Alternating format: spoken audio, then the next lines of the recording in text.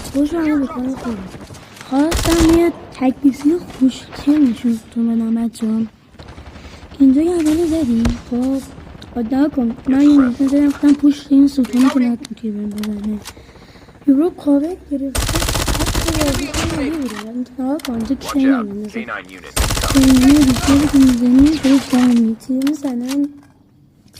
این قراره تا صبح همجا باشه.